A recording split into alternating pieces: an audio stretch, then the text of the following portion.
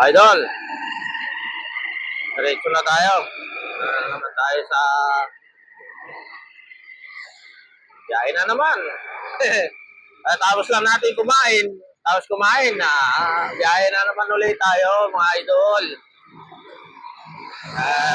Kailangan natin kumita. Ay pambayad tayo ng kuryente. Gano'n lang talaga ang buhay natin, mga idol. Buhay rolling.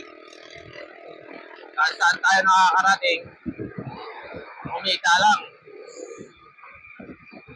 Ito kasi mga idol, dito banda sa may banda na ito. Ito, papuntang way ito ng papuntang Bataan na mga idol. Marami akong suki dito, mga idol. Mga suki natin dito, doon tayo nakakakuha ng mga battery sa kanila, mga idol. Isa naman, mga kalakal, gano'n. Pero mostly talaga, ang mga kinukuha natin sa kanila, mga idol, battery. Kasi nga, may suki kami na junk shop, doon namin binibigay sa suki namin yung battery kasi medyo maganda ang presyo niya doon, mga idol. Dito lang din naman sa lugar namin, malapit lang.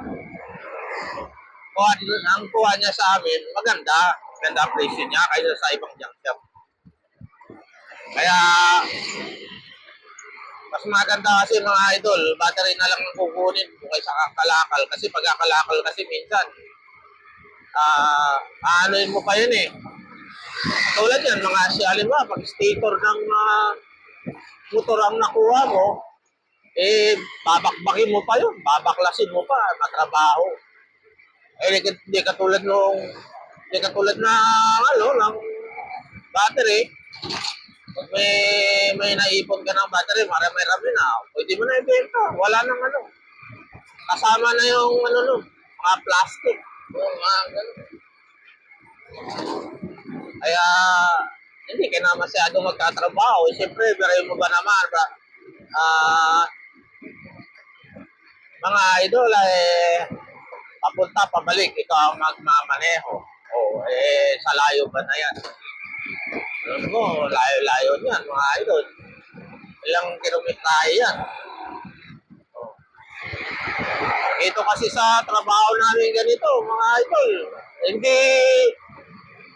Hindi usapin dito yung masipag ka eh.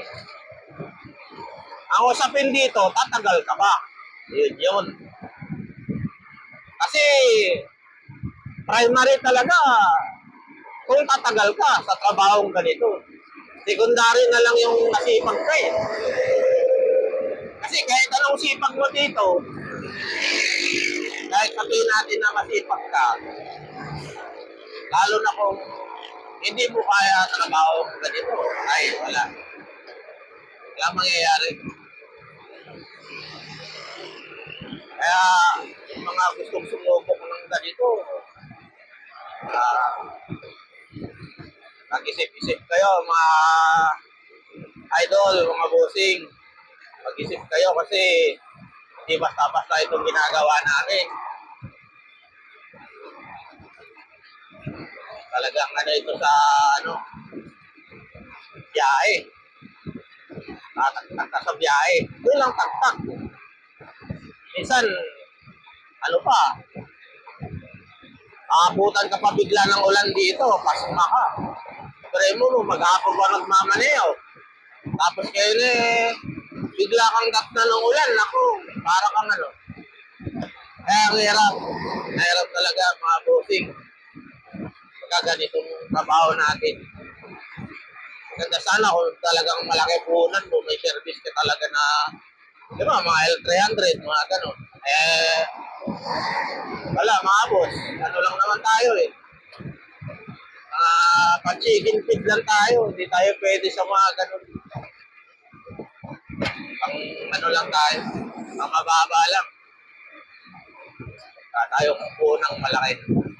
Okay, mga idol. At ingat-ingat lang pag nagmamaneho kayo. Ingat lang kayo sa kalsada. Maraming salamat.